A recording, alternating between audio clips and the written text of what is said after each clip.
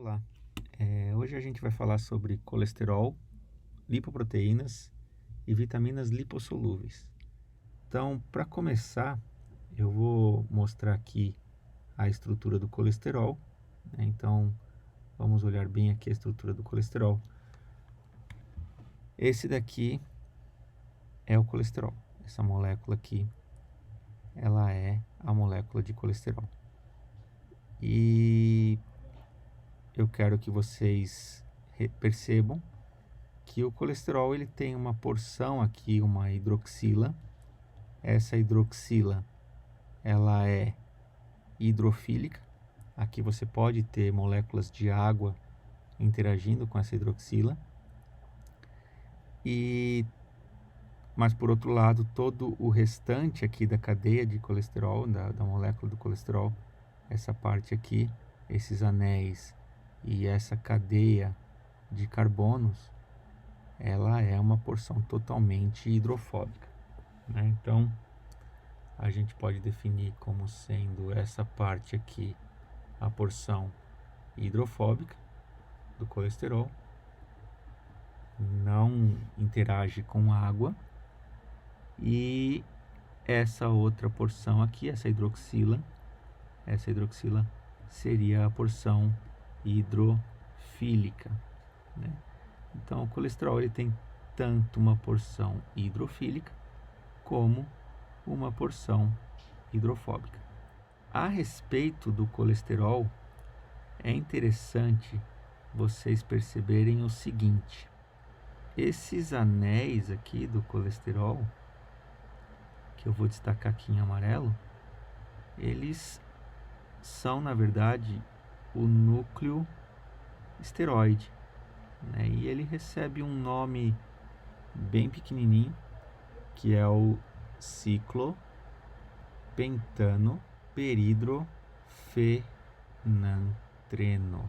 Ciclopentano peridrofenantreno. Esse daqui é o nome desses 4 anéis, né? O anel A, o anel B, o anel C e o anel D, sendo o D um anel de 5 lados e o anel A, B e C, os anéis A, B e C com 6 lados.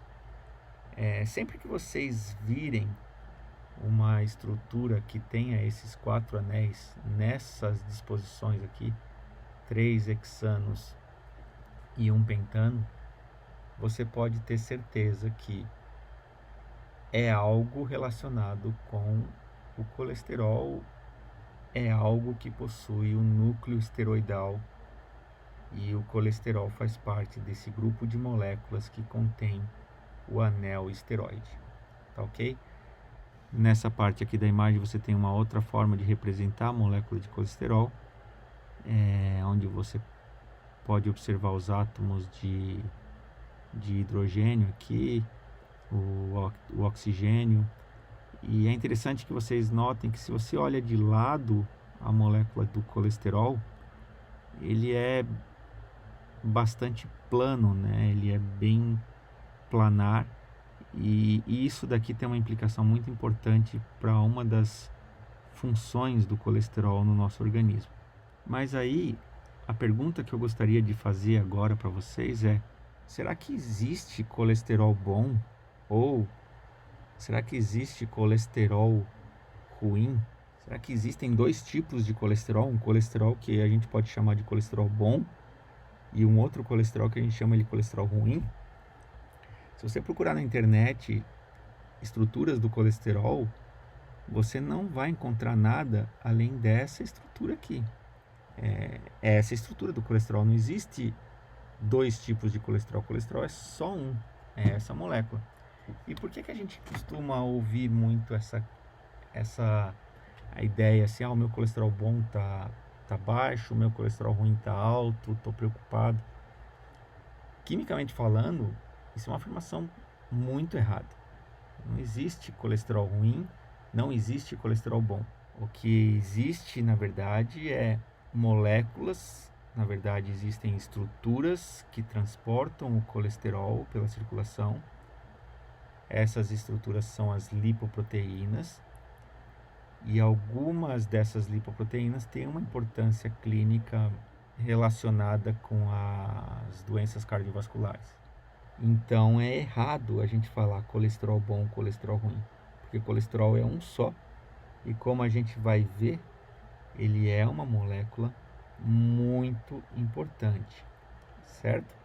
Então vejamos, qual é a função do colesterol? Por que ele é importante para o nosso organismo, né? E nós não devemos temer a molécula de colesterol por um simples fato de achar que ele é ruim.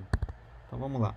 Primeiro ponto que a gente pode falar sobre o colesterol é que ele é um dos componentes da membrana plasmática de nossas células. Então a gente pode colocar o colesterol como sendo um componente importante das membranas de nossas células. E a presença do colesterol nestas células, na membrana das células, garante uma boa fluidez, garante uma certa permeabilidade, ao mesmo tempo em que garante uma ordem na disposição dos lipídios, justamente porque o colesterol ele é uma molécula bastante rígida por conta dessa estrutura de anéis. Então ele coloca ordem nos lipídios, mas ao mesmo tempo ele garante a fluidez da membrana. Então ele é muito importante na organização da membrana plasmática e de outras membranas celulares. Uma outra função do colesterol é que ele é precursor dos chamados sais biliares. Os sais biliares, eles são moléculas muito importantes durante a digestão de gorduras, né? Se você não tem uma boa produção de sais biliares, ou se a gente não tivesse esses sais biliares, com certeza a gente teria uma dificuldade muito grande em digerir triacilgliceróis que a gente ingere da nossa alimentação.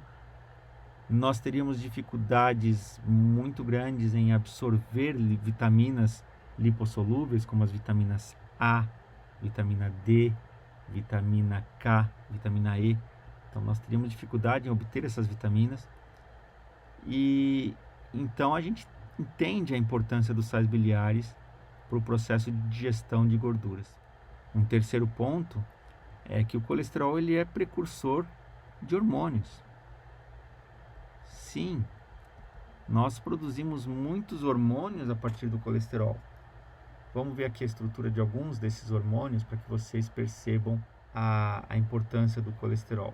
Então, quais são os hormônios, né, produzidos a partir do colesterol?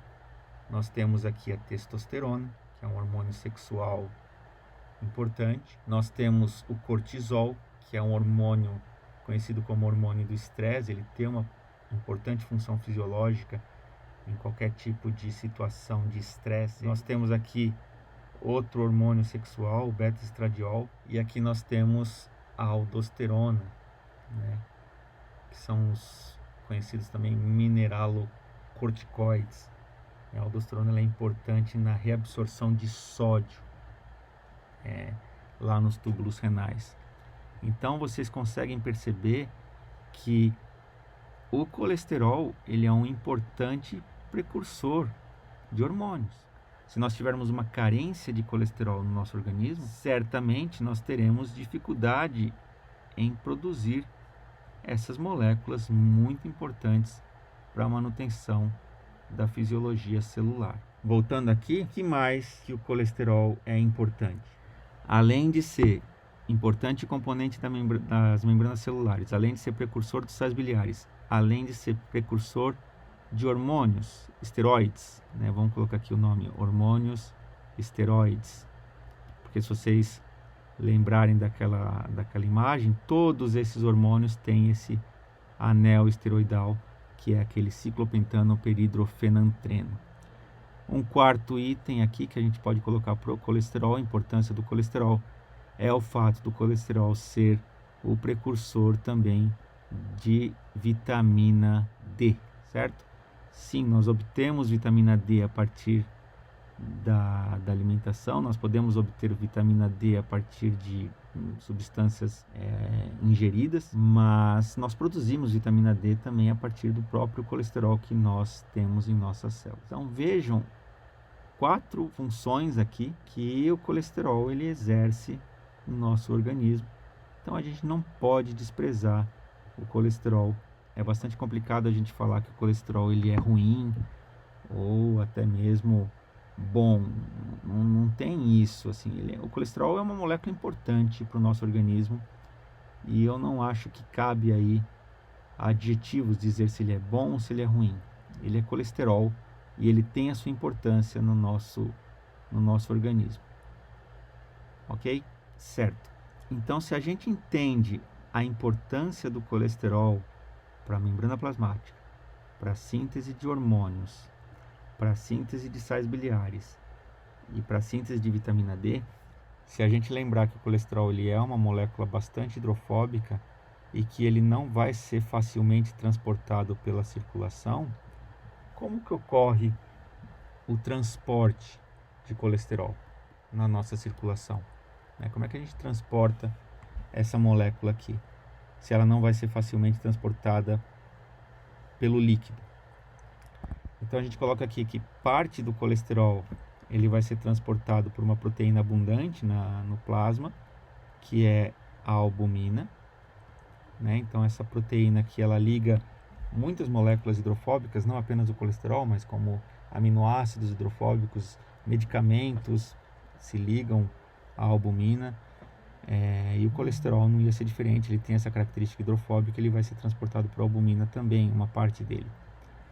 Mas nós também temos uma importante forma de transporte de colesterol, que é através das conhecidas lipoproteínas. E lipoproteína ela não é uma estrutura como uma proteína, ela é bem mais complexa, na verdade, porque ela tem uma porção lipídica e uma porção proteica.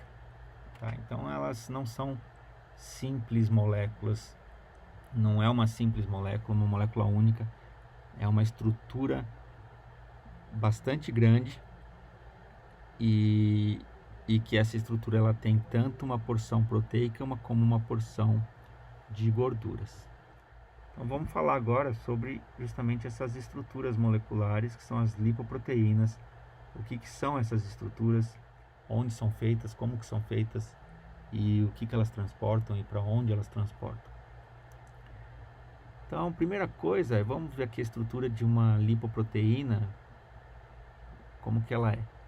A lipoproteína ela tem essa estrutura esférica, toda essa superfície dessa esfera, ela é praticamente repleta de fosfolipídios, fosfolipídios que são aquelas moléculas que você tem o glicerol, uma molécula de glicerol, que são 3 hidroxilas, e aí você é um triálcool, e aí você tem a esterificação de ácidos graxos, por exemplo, um ácido graxo aqui você vai ter um outro ácido graxo, normalmente esse segundo ele é um ácido graxo insaturado, e aqui no terceiro carbono, na terceira posição, você costuma ter um fosfato, e esse fosfato ele pode estar ligado ainda a um outro substituinte. Se for o hidrogênio, você vai ter um fosfolipídio conhecido como ácido fosfatídico. Se tiver uma colina, você vai ter uma fosfatidilcolina. Ou seja, esses fosfolipídios são essas moléculas aqui, essa parte aqui, essa bolinha aqui, é justamente essa cabeça aqui polar, esse grupo fosfato com o seu substituinte, eventual substituinte. Isso daqui é hidrofílico, Perceba, tem cargas aqui, carga negativa. Aqui no ligante também pode ter uma carga negativa ou positiva, dependendo da molécula. E toda essa porção aqui dessas caudas amareladas são justamente as caudas aqui dos ácidos graxos. Então você tem aqui 2 caudas, 2 cadeias de carbonos que foram esterificadas com o glicerol. Tá? Então, Os fosfolipídios, eles são moléculas que têm uma porção hidrofóbica, que não se combina com água, não consegue interagir com água, e uma porção hidrofílica. Então aqui na parte superior dessa esfera você tem a porção hidrofílica, que aqui é onde vai ter água, e a parte aqui enterrada nessa esfera, que o recheio é só gordura. Se você corta uma lipoproteína, essa esfera de lipoproteína, você vai ter uma grande quantidade de gordura, né, dentro dessa lipoproteína. Então você vai ter os triacilgliceróis, e essas cadeias carbônicas dos fosfolipídios, elas ficam voltadas justamente para esse interior, para justamente solubilizar, para justamente organizar bem essa parte hidrofóbica que tem aqui dentro das lipoproteínas. Na superfície dessas lipoproteínas nós temos também uma porção proteica, né, que é essas B48, C12, C2, C3. Essas são as apolipoproteínas, ou seja, são as proteínas constituintes das lipoproteínas, né? Então, se eu pego uma lipoproteína e retiro a porção proteica, aquela proteína eu chamo de apolipoproteína, ok? Essas proteínas, elas têm funções importantes para o transporte de gordura. Elas, por exemplo, vão se ligar a receptores proteicos nas membranas das células, permitindo que sejam endocitadas, fagocitadas, né, por células, e outras apolipoproteínas vão se ligar a enzimas, permitindo que essas enzimas retirem os ácidos graxos do interior da lipoproteína, ok? Então, quais são essas lipoproteínas? Nós temos aí, a primeira lipoproteína que a gente vai falar é o quilomicron. Quilomicron, ele é uma lipoproteína produzida por enterócitos. Enterócitos são as células responsáveis pela síntese de quilomicrons. Enterócitos, se vocês lembram de onde eles estão, eles são células do intestino.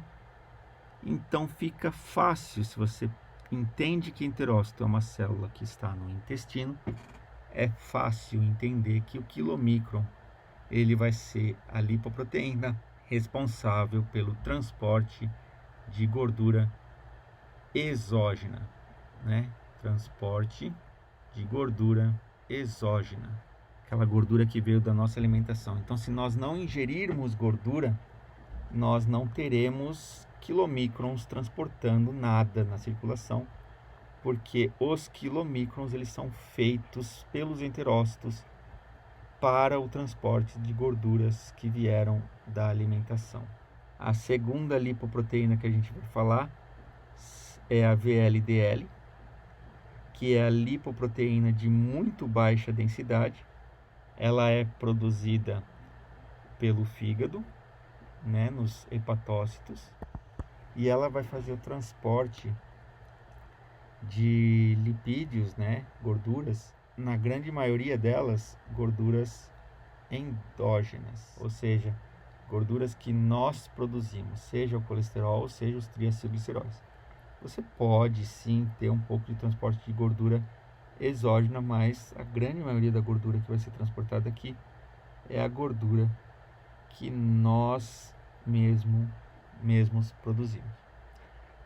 Aí, derivada da VLDL, vocês vão entender que essas outras duas lipoproteínas aqui que eu vou citar, eu vou colocar aqui 2.1, porque essa daqui ela é derivada da VLDL, é a IDL, lipoproteína de densidade intermediária, que ela não é produzida por nenhum tecido em si, mas ela é derivada da VLDL.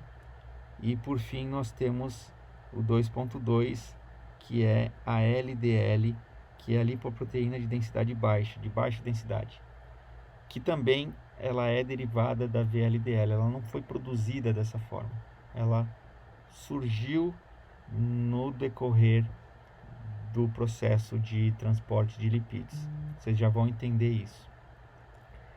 E a última lipoproteína que a gente fala é a lipoproteína de alta densidade, que é a HDL. E essa lipoproteína de alta densidade, ela é rica a porção proteica dela é muito alta, muito grande, e a porção lipídica dela é muito pequena, por isso que ela tem uma alta densidade.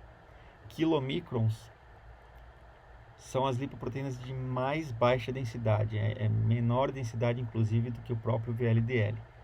Então elas são as lipoproteínas menos densas, elas têm grande quantidade de gordura sendo transportada, então elas são bem grandes, têm dimensões bem grandes. Depois vem a VLDL em ordem crescente de densidade, a VLDL com densidade muito baixa. Depois da VLDL vem uma densidade intermediária e em seguida vem uma densidade baixa. Então, quilomicrons é a lipoproteína de mais baixa densidade possível.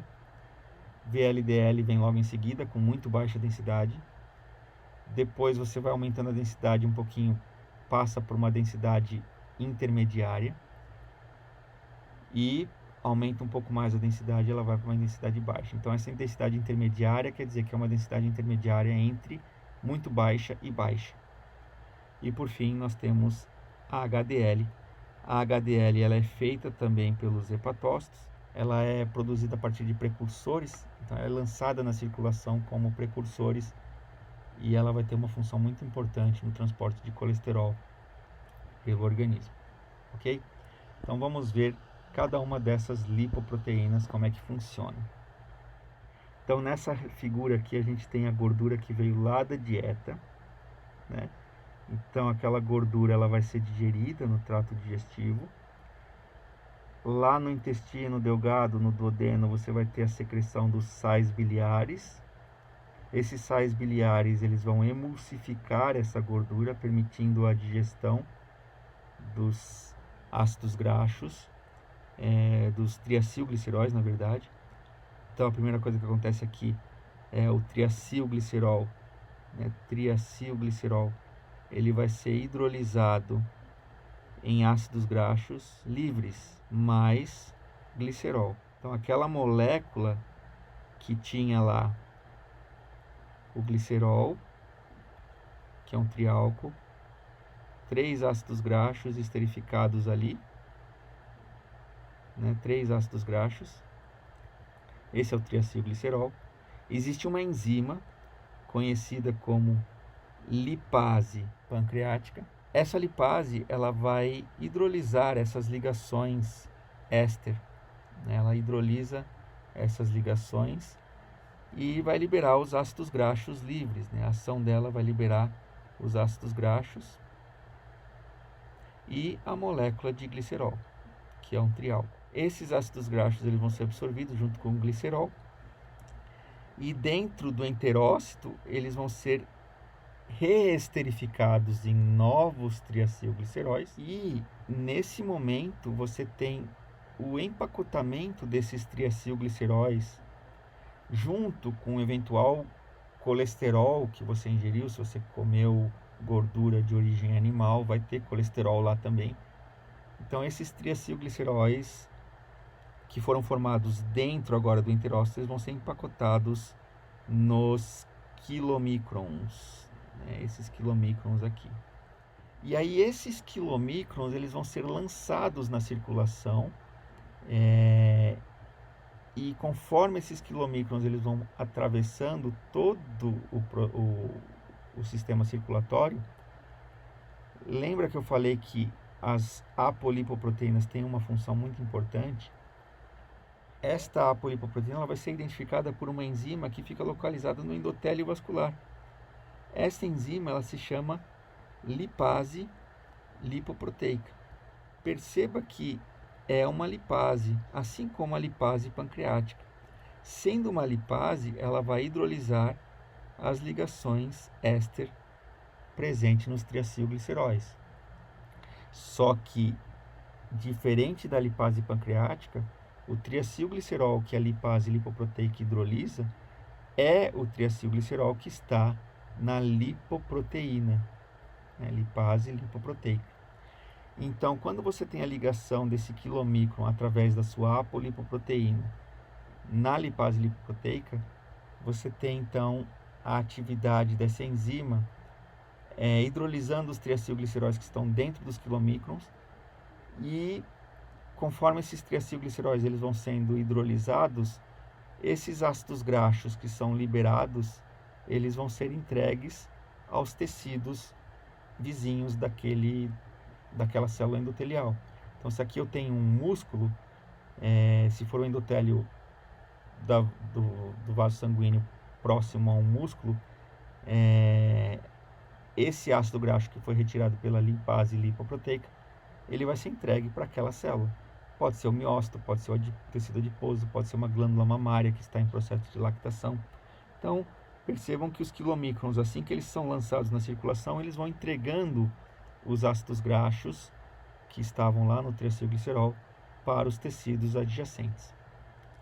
Conforme eles vão sendo retirados, os ácidos graxos, a fração de colesterol, se eventualmente tinha colesterol lá dentro, a fração de colesterol ela fica cada vez mais predominante, e aí você vai ter cada vez menos ácido graxo e mais colesterol. Novamente, se você ingeriu gordura animal. De qualquer forma, quando grande parte desses quilomicrons já ter sofrido a ação das lipases lipoproteicas, eles chegam ao fígado como remanescentes de quilomicrons. Então a gente chama aqui de remanescentes. Esses remanescentes, eles são fagocitados pelo fígado, porque lá no fígado nós temos receptores de apolipoproteínas que identificam aquelas apolipoproteínas e fagocitam esse quilomicron. E aí, fim da linha, acabou a história do quilomicron. Depois que o quilomicron ele foi fagocitado, ou mais precisamente, depois que o remanescente de quilomicron foi fagocitado pelo tecido, pelo hepatócito, o fígado, né, o hepatócito, ele vai produzir uma nova lipoproteína, que é a lipoproteína de muito baixa densidade, seguindo a mesma lógica daquilo que aconteceu no enterócito. Então, o fígado, o hepatócito, ele vai pegar os ácidos graxos, vai esterificar esses ácidos graxos em triacilgliceróis, vai pegar o colesterol, né, colesterol que veio, nosso colesterol, a gente sintetizou, junto com o colesterol que veio da dieta, inclusive, se você entregou colesterol pelo quilomicron, você tem aqui o colesterol exógeno com colesterol endógeno, que nós produzimos, mais os triacilgliceróis, tudo isso vai ser empacotado numa lipoproteína de muito baixa densidade chamada VLDL. Aí essa lipoproteína ela vai ser lançada na circulação e, da mesma forma que os quilomicrons, a VLDL vai sofrer a ação da lipase lipoproteica, né? Então você tem apolipoproteínas na VLDL que são reconhecidas pela lipase, e aí a lipase vai removendo os ácidos graxos da VLDL. E esses ácidos graxos eles vão ser entregues para diversos tecidos. E conforme você vai retirando o ácido graxo, a densidade vai aumentando, porque você vai diminuindo o teor de gordura e aumentando a proporção de proteína.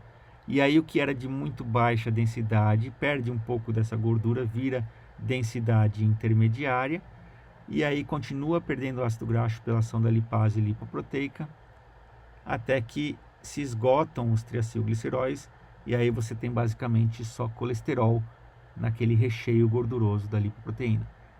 Essas são as lipoproteínas de baixa densidade, LDL, que serão fagocitadas pelos tecidos extrahepáticos, como, por exemplo, glândulas suprarrenal, gônadas, músculo, tecido adiposo. E o que essa LDL vai entregar para esses tecidos? Colesterol, né? Colesterol. O colesterol ele é entregue aos tecidos extrahepáticos através da LDL que é fagocitada por aqueles tecidos. Se você tem um excesso de colesterol, o tecido acaba não usando muito colesterol e sobrou, você tem então aquela última lipoproteína, a HDL, a lipoproteína de alta densidade. Essa lipoproteína de alta densidade ela é produzida através de precursores, você lança as proteínas, parte dos lipídios, e aí ao longo do caminho ela vai se montando, ela vai retirando o colesterol que está lá em excesso, que não vai ser utilizado, e retorna esse colesterol para o tecido hepático. Então, a HDL, que é uma lipoproteína de alta densidade, ela é produzida pelo fígado, pelos hepatócitos, e a função dela é retirar o colesterol que está em excesso nos tecidos e levar esse colesterol de volta para o tecido hepático. E lá no tecido hepático, esse colesterol ele pode ser utilizado para a síntese de sais biliares ou reencapsulado lá numa nova VLDL, reempacotado numa nova VLDL e repetir o ciclo. Tudo bem? Agora vejamos, se nós entendemos a dinâmica dessas lipoproteínas, que história é aquela de bom colesterol ou mau colesterol, né? Por que eu não gosto desse termo? Eu não gosto.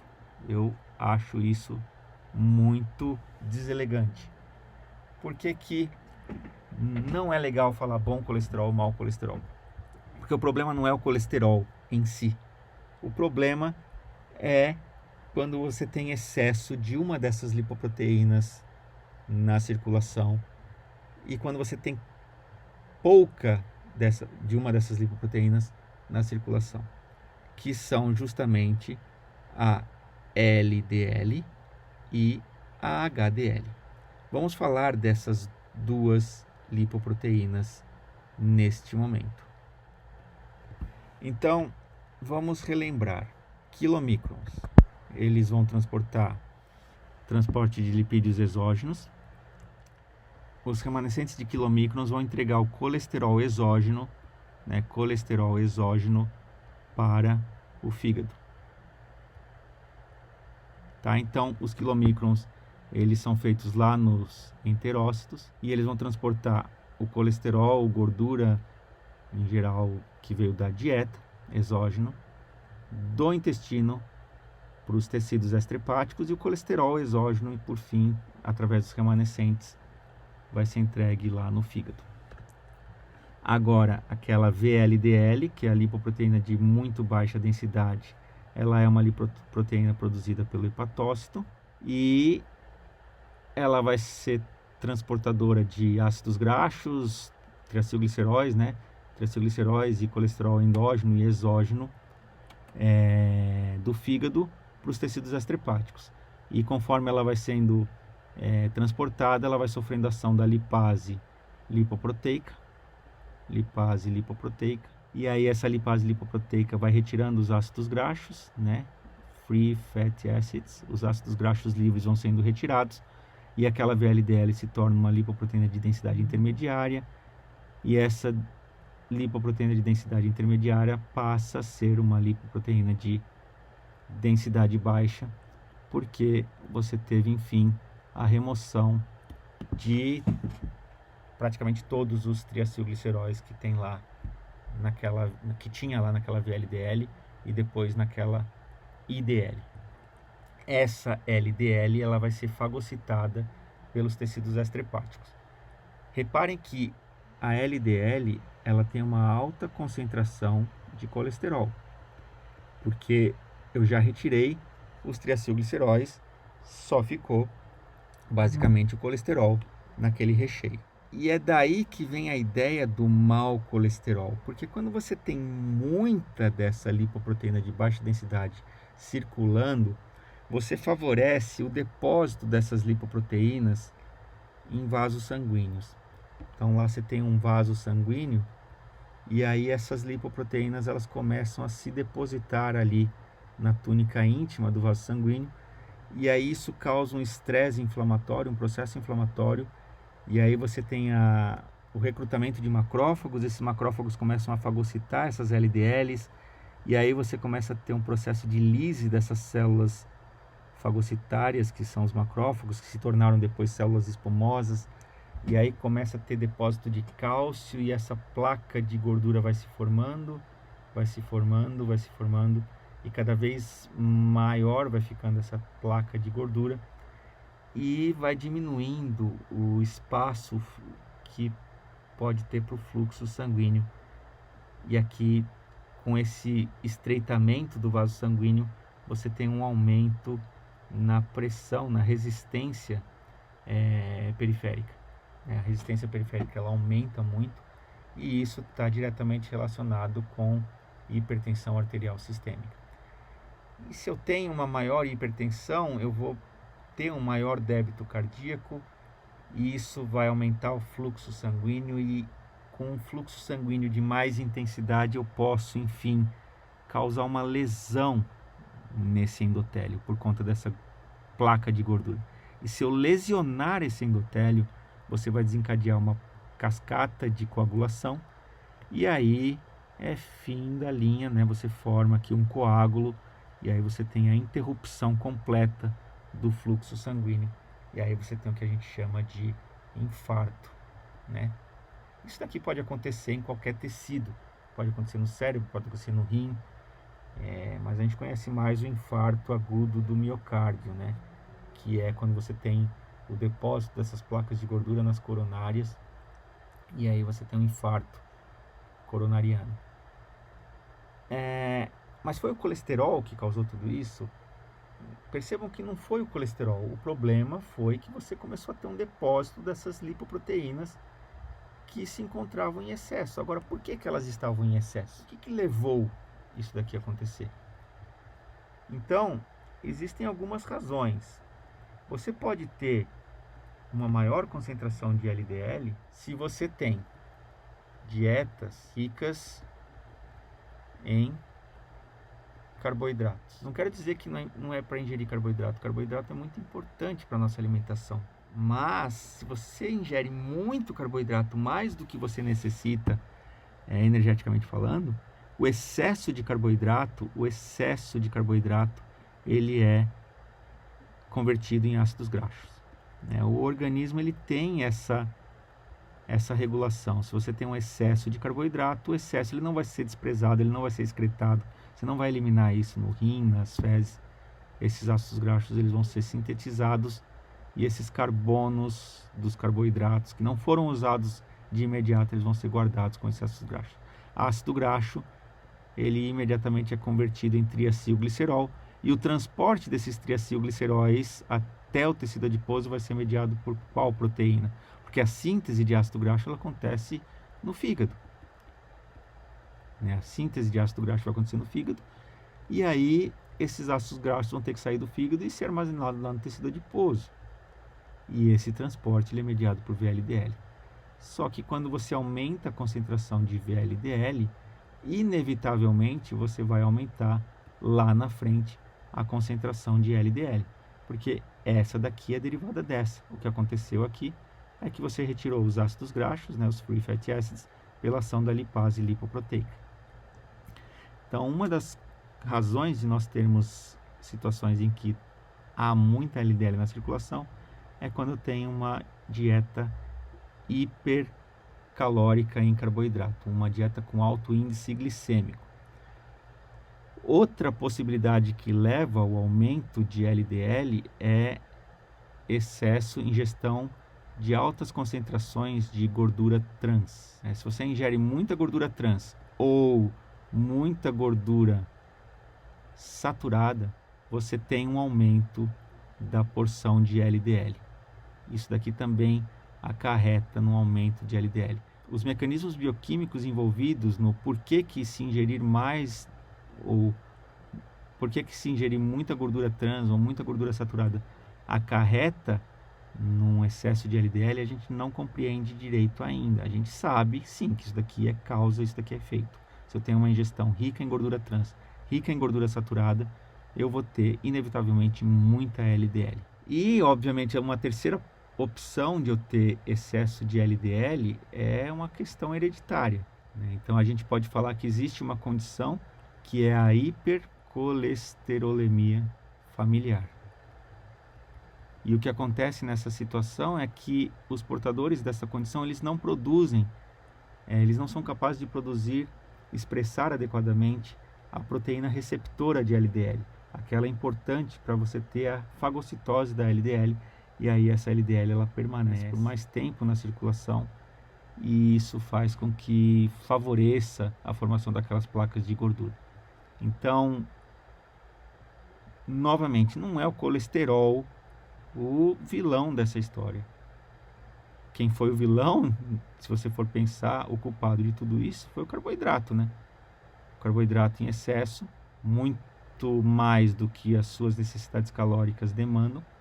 Esses excessos de carbono, eles vão ser convertidos em ácidos graxos, triacilglicerol, e aí você vai ter um excesso de LDL. Então, o que é ruim? Ruim é você ter altas concentrações de LDL na circulação. Isso favorece a formação de aterosclerose. E essa aterosclerose ela pode causar a longo prazo infarto. E esse infarto ele pode ser do miocárdio, e aí no caso seria um infarto agudo do miocárdio. Mas já de imediato a aterosclerose ela já vai causar uma hipertensão arterial sistêmica, que é uma doença bastante crônica, uma situação bastante crônica, que é bastante prevalente na população ocidental. E veja, eu falei população ocidental, não quer dizer que na população oriental não tenha esse tipo de ocorrência acontecendo. Existe também, mas por que lá é com menos frequência? Porque lá você tem uma ingestão, né? Ingestão de gorduras ou ácidos graxos. Essas gorduras são os ácidos graxos poliinsaturados, os chamados PUFAs, né? Polyunsaturated Fatty Acids. E esses ácidos graxos poliinsaturados, eles são aqueles famosos ômega 3, e você também tem o ômega 6. A dieta do Mediterrâneo, a dieta oriental, ela é riquíssima em ômega 3, porque o ômega 3 você adquire ele de algas marinhas de águas frias. Então aqueles peixes que se alimentam dessas algas, como salmão, sardinhas, esses peixes eles são ricos em ômega 3. E é o que essa população mediterrânea, a população oriental mais ingere. Então a quantidade de ômega 3 ingerida ela é muito grande.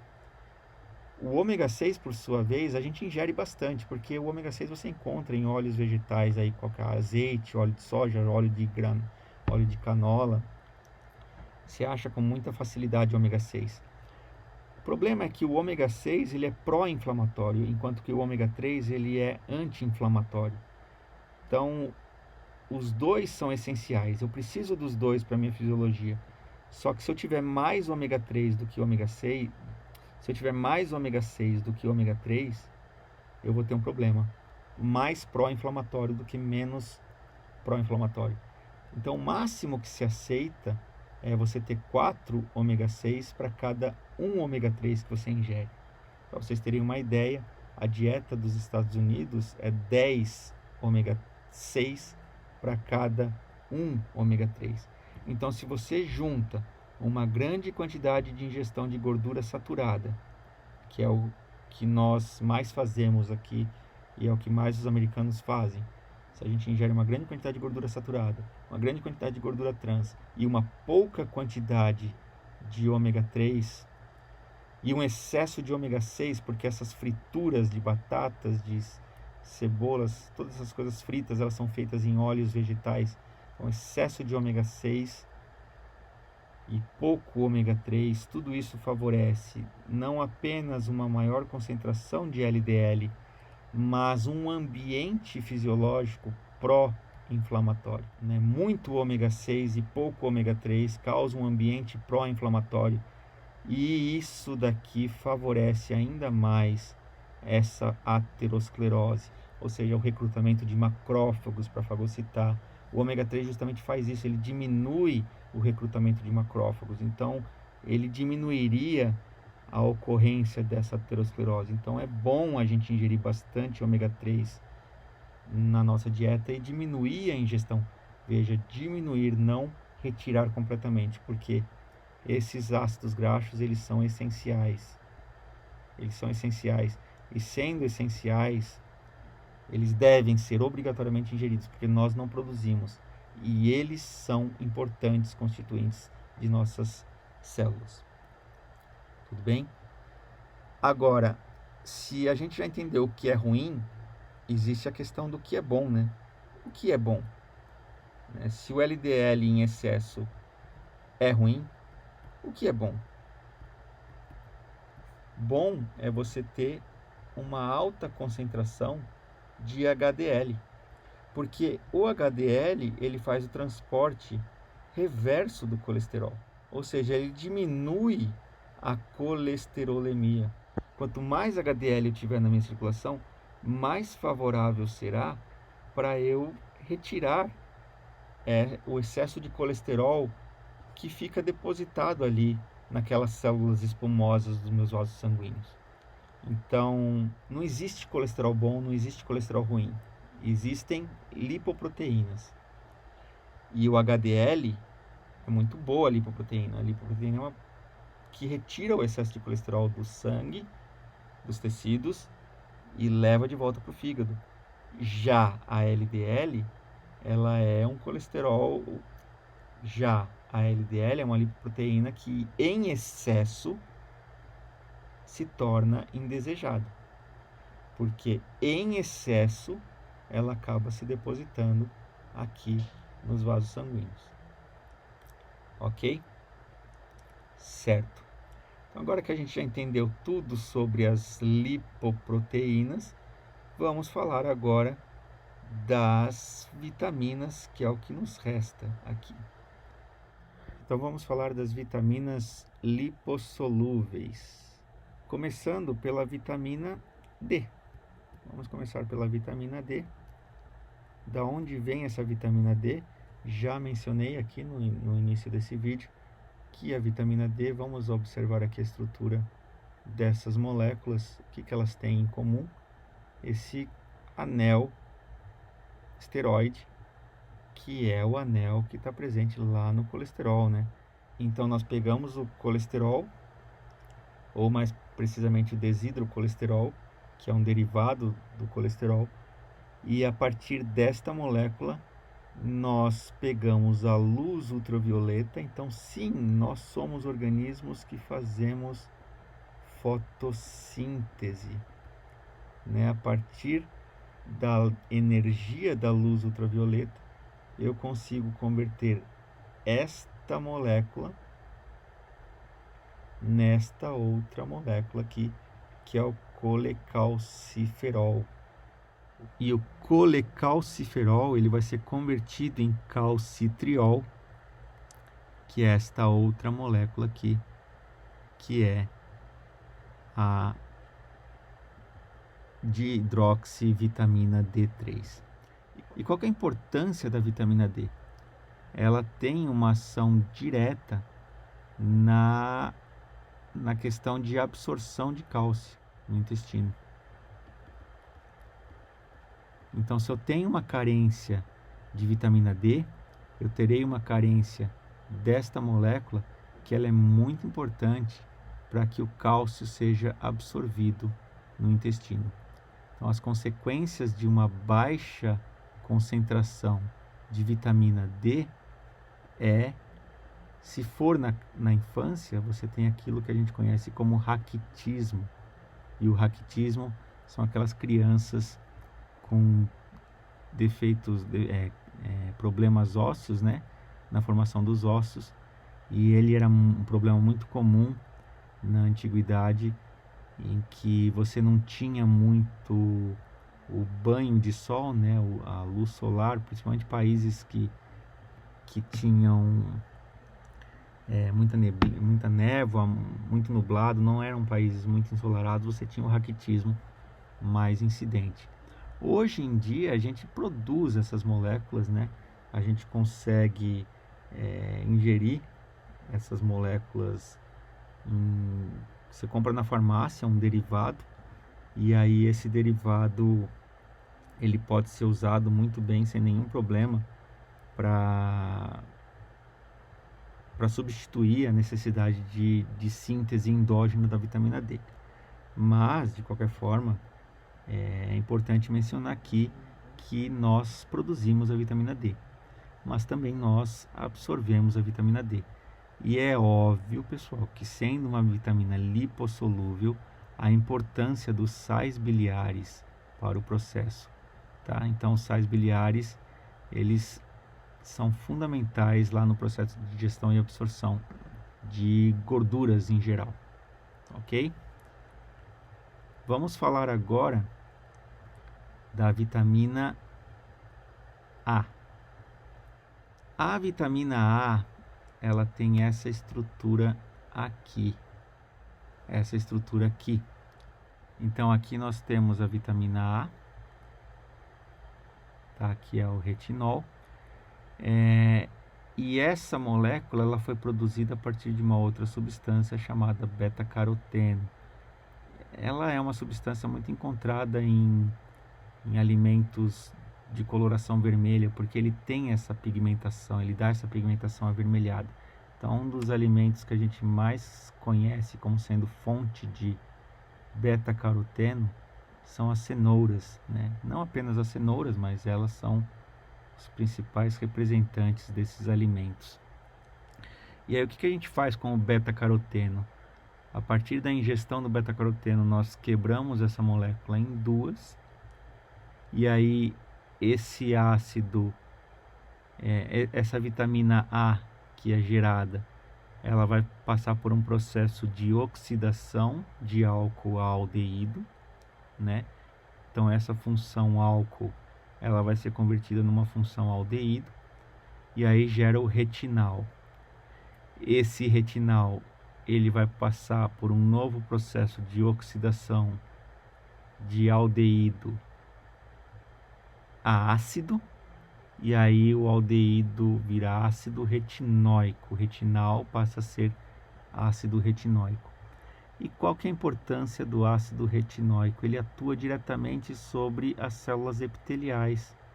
Então a gente usa muito ácido retinóico para o tratamento da acne, porque na presença desse ácido retinóico, você meio que as células elas ficam mais frouxas, né? As células epiteliais elas ficam mais frouxas, os queratinócitos, e estando mais frouxas, porque o crescimento está mais acelerado, você acaba não formando um entupimento dos poros, diminuindo a formação da acne. E para aquelas feridas que já existem, né, aquelas situações em que você já tem a formação da acne, o retinóico também é indicado, porque ele, acelerando o crescimento, ele faz com que a remoção do cravo e da espinha saia com mais facilidade também. Então a gente usa muito ácido retinóico como pomada no tratamento da acne. Mas veja que o retinal, ele pode também sofrer ação da luz visível, e ele vai ser depositado ali nas células da retina, e quando ele sofre ação da luz visível, essa ligação que é cis, ela passa para uma ligação do tipo trans, né? E essa mudança na conformação de uma ligação cis para trans, dessa insaturação, faz com que ocorra um sinal neuronal para o cérebro. E aí isso daqui está diretamente relacionado com a nossa capacidade de visão, tá? Então a vitamina A, ela é muito importante para o epitélio, né? Para células epiteliais. Então a gente pode aqui citar a acne em particular, e a gente pode falar que a vitamina A, ela é muito importante para o processo da visão. Ela é, como vocês podem ver aqui, a cadeia carbônica, esses anéis aqui, esse daqui embaixo, é uma molécula extremamente hidrofóbica, então ela é também lipossolúvel. E sendo lipossolúvel, a absorção fica muito importante aqui a menção dos sais biliares, tá? Por fim, vamos falar das vitaminas E e vitamina K, tá? Então vejamos a estrutura dessas vitaminas, começando pela vitamina E. A vitamina E, ela é um importante antioxidante. Ela tem essa estrutura aqui, né? Então você tem essa cadeia de carbonos e essa estrutura aqui. E essa molécula, ela consegue atuar como um agente óxido redutor. Então, qualquer dano oxidativo que tiver no organismo, a vitamina E ela pode recuperar esse dano oxidativo retirando ou eventualmente doando elétrons para aquela molécula que sofreu o dano oxidativo em si. A vitamina K, por outro lado, ela vai participar de reações de óxido-redução diretamente relacionadas à síntese de protrombina ativa. Então, a protrombina ativada pela vitamina K, ela vai poder converter o fibrinogênio em fibrina, né? Essa conversão de fibrinogênio em fibrina, você precisa de uma enzima, que é a protrombina. Só que essa protrombina, ela só é ativada com a participação da vitamina K, ok? Então a gente fala aí que a vitamina K, ela participa de processos de coagulação sanguínea, enquanto que a vitamina E, ela participa de como um potente antioxidante. Tranquilo? Esta última molécula que eu coloquei aqui é mais uma curiosidade, só para mencionar aqui que ela acaba sendo também uma vitamina em determinadas situações, que é a coenzima Q. Ela, a gente fala muito dela quando a gente fala de transporte de elétrons, né? Transporte de elétrons lá na mitocôndria. Então, a carência dessa coenzima Q poderia prejudicar o transporte de elétrons e a síntese de ATP por nossas células. Tudo bem? Então era isso que eu tinha para falar de vitaminas, colesterol e lipoproteínas. Espero que vocês tenham gostado. Qualquer dúvida é só me avisar. Estou sempre à disposição de vocês. Um grande abraço e sejam felizes.